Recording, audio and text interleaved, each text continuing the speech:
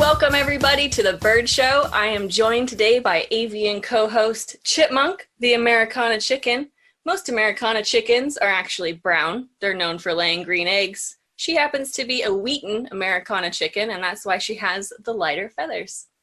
Also joining, guest member of the flock today, we have Lauren Bailey coming all the way from the UK. Lauren is not only a board member for the Carrillo Center for Nonviolence and a dear friend, but she is also the hostess of another podcast here on the Carrillo's Podcast Network, and that is called Being Sanctuary. It's very good. I suggest you check it out, and I'll leave a link in today's episode notes. So thank you so much for being here today, Lauren. Hi, thank you for having me. So today you were the one who inspired our topic because you said that in all the bird kingdom, of all the birds that you could choose from that you have the greatest affinity for, you wanted to talk turkey today. So in honor of your love of turkeys, today we're going to be talking about wild turkeys.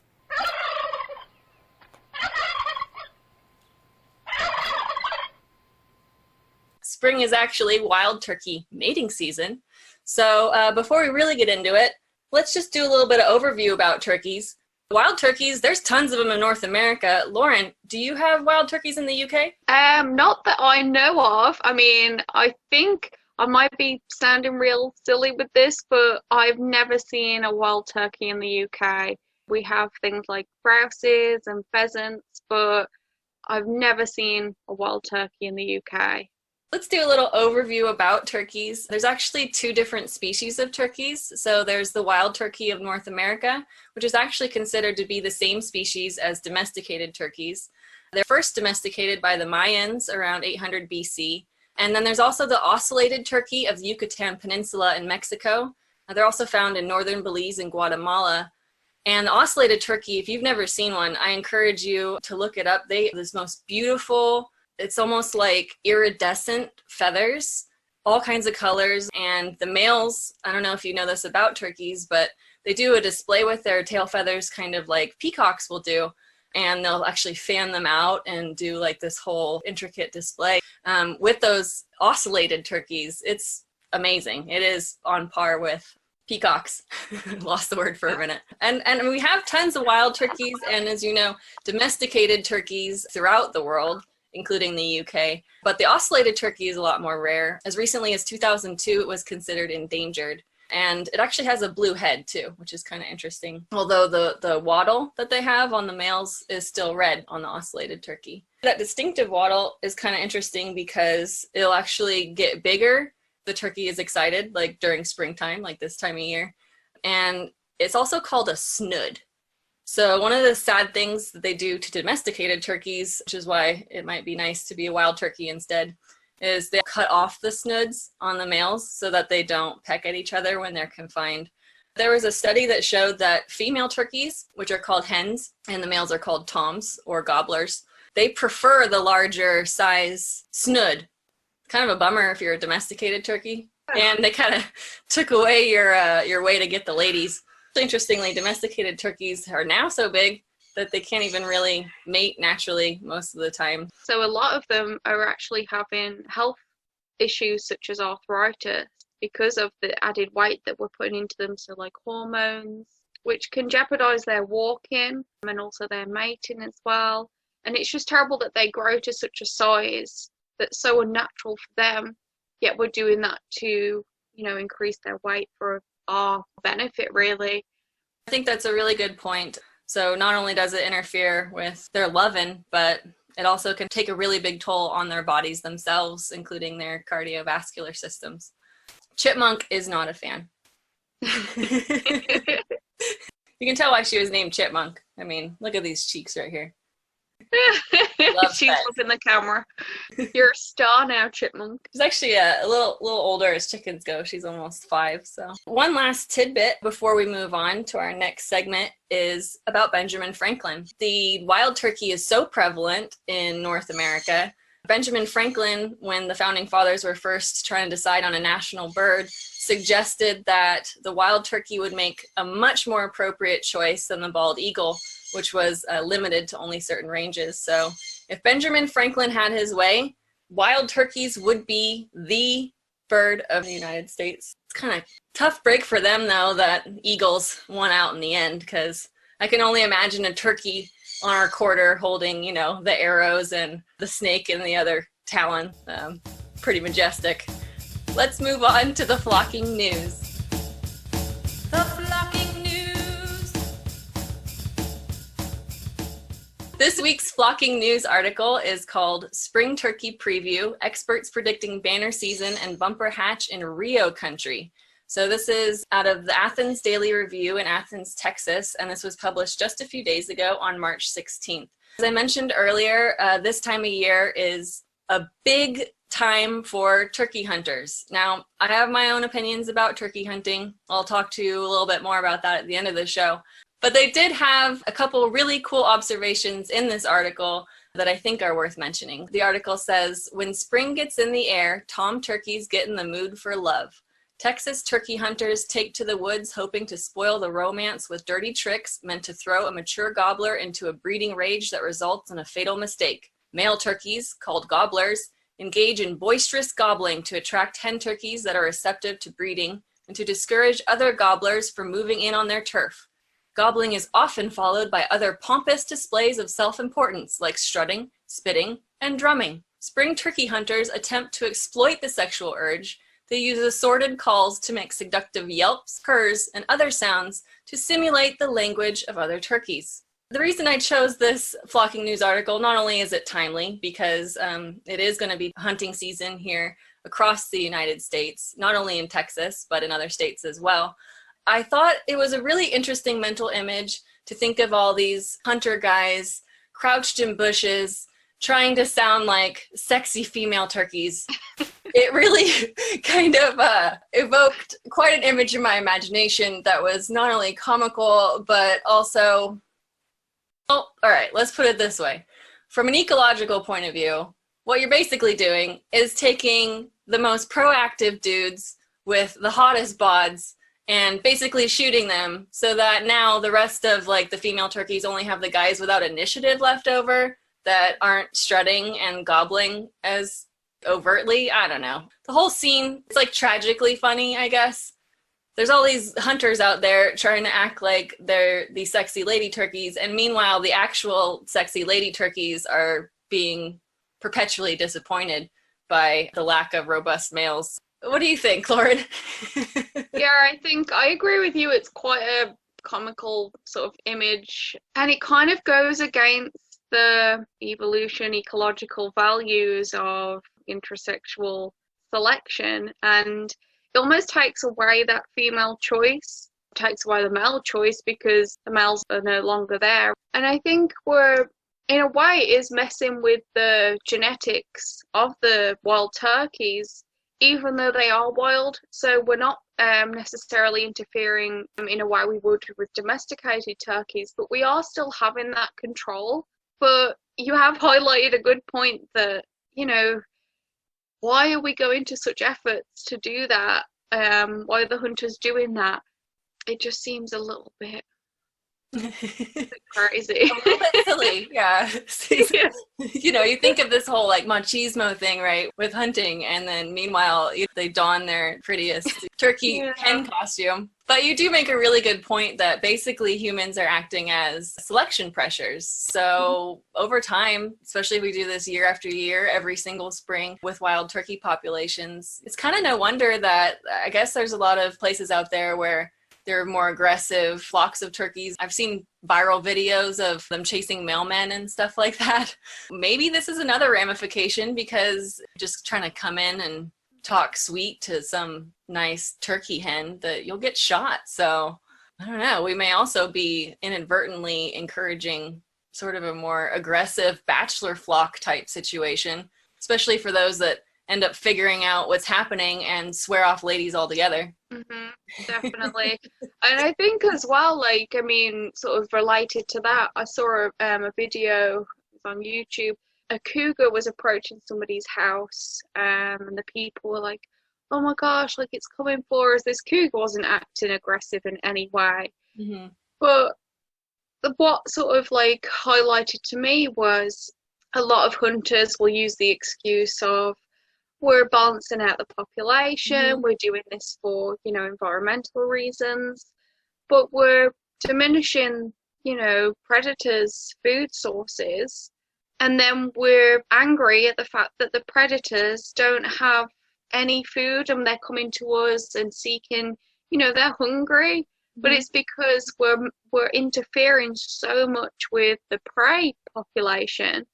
And that in turn is making predator populations come towards more human settlements, and we're getting angry over that, but we're the ones to blame for that. They're hungry, they're looking for food, and we've taken their food. It's a cascade effect, basically. Yeah. Oh, you make a really good point about unintended consequences. Yeah, I kind of think maybe we could just leave the turkeys alone in the spring and see what happens. Nature has a way of sort of self-correcting. Like if there are too many wild turkeys in the population, they will run out of food themselves, and that'll have its own effect overall on their population the next year. So we don't necessarily have to speed up, even if it is inevitable, which is arguable, by blasting them and piercing these gun blasts through the forest. So you make a really good point about the cascading effects. Now she's really falling asleep. My co-host is falling asleep. Come on now, we've got to get to our next segment. Chipmunk. Wake up, Chipmunk. That must mean it's time for bird tales. Bird tales.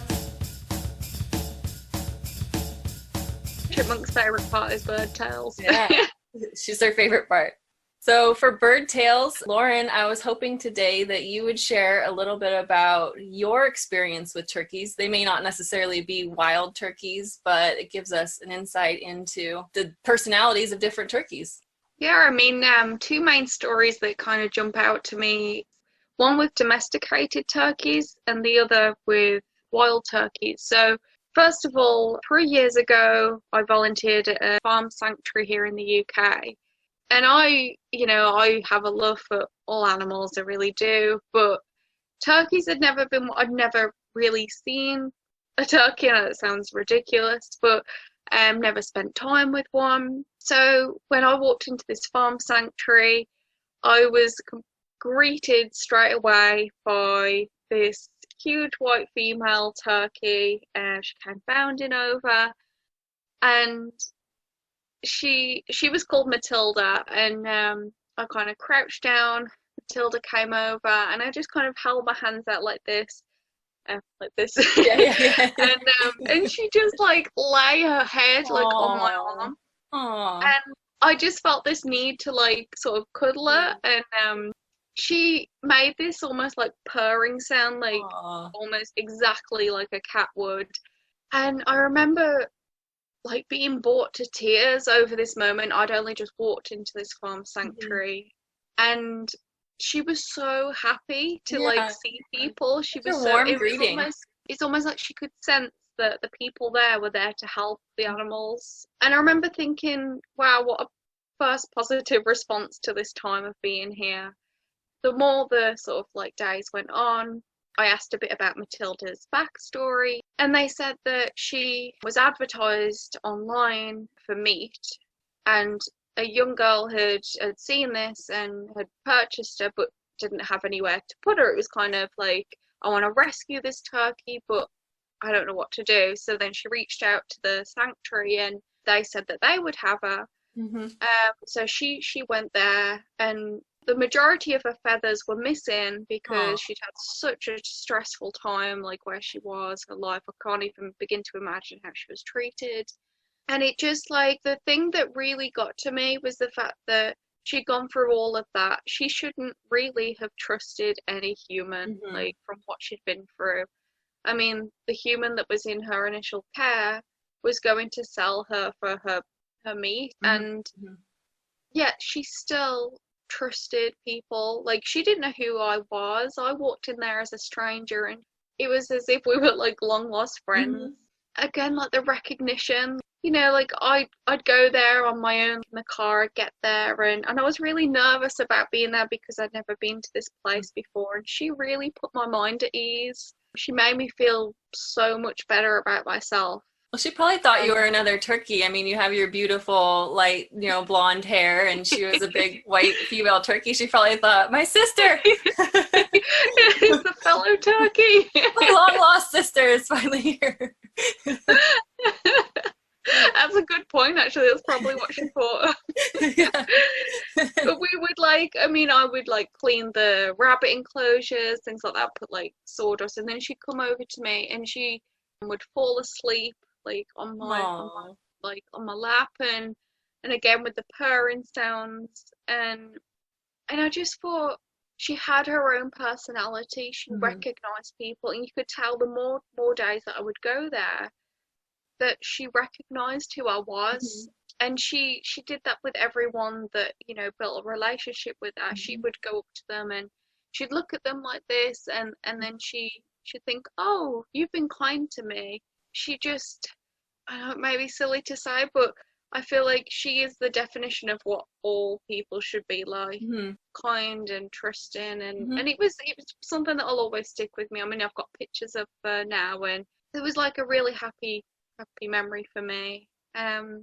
In 2018, we visited America, and I was in Oregon, lucky enough to be there, and my first time seeing wild turkeys. They were everywhere on the land, and the way that they would graze and they would forage in the soil, and again, they had their own personalities. You could tell each one was different. Again, the more time I was there, the more I'd be like, oh, that's that one, and that's that one because that one acts that way. And they acted so differently, yet they still had that personality. So one thing is that they looked completely different to what I've been used to seeing as a turkey. So being in the UK, I've been used to seeing, big bodied turkeys, mostly female, and they're white, the white feathers, whereas these turkeys were smaller. They had brown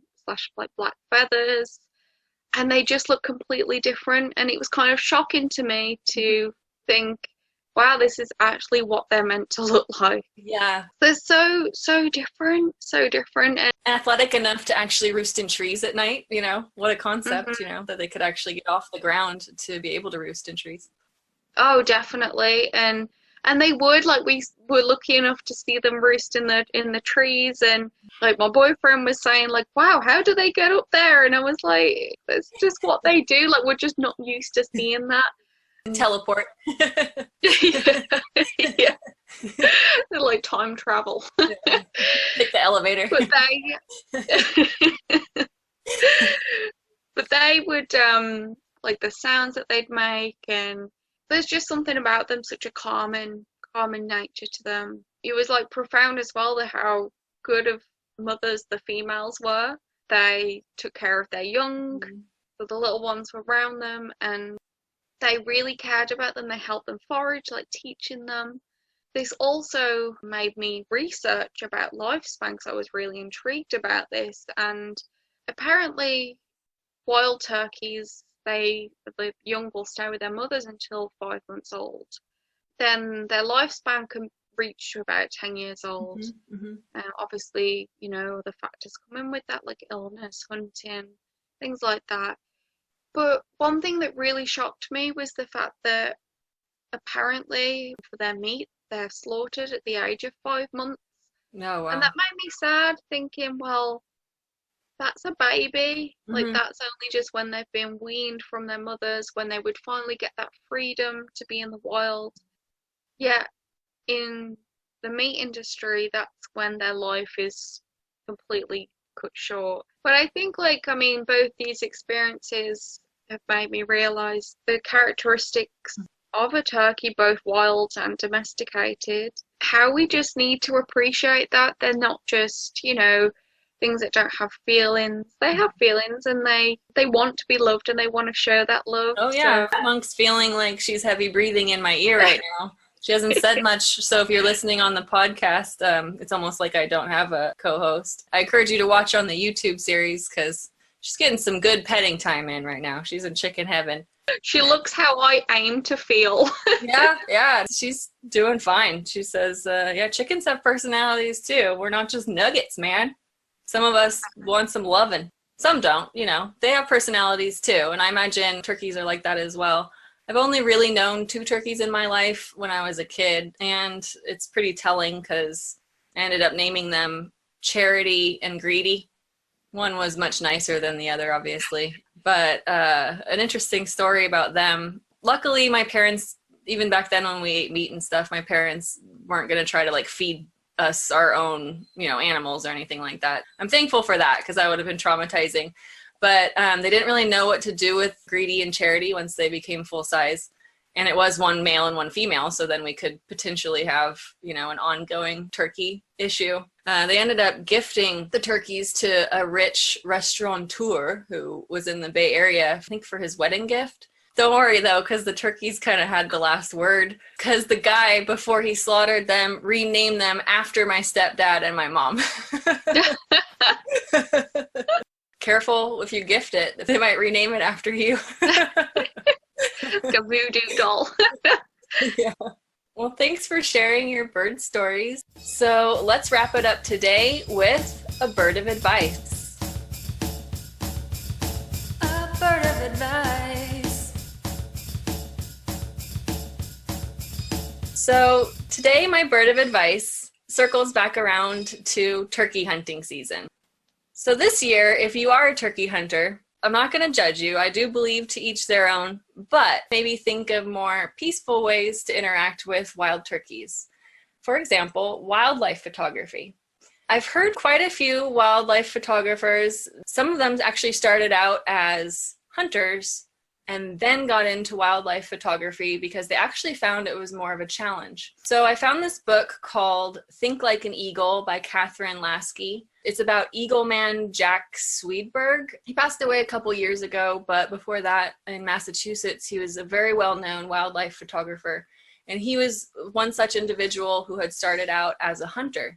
And he was actually quoted in the book as saying, "With hunting, you either hit it or miss it, but photography is much more challenging." He described how he would have to go undetected by the turkeys in a much longer period than he would as a hunter.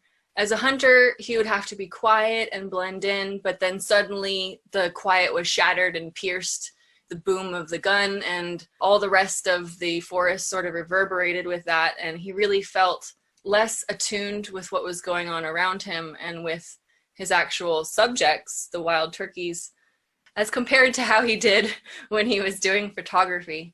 So when it came to photography, not only did he have to get an intimate distance as a hunter does, but he had to wait for the right light. He had to wait for the right angle, other individuals in the flock to make themselves known to complete the shot. Yeah, if we're gonna go shooting wild turkeys, I propose that we shoot them with cameras. I believe in live and let live.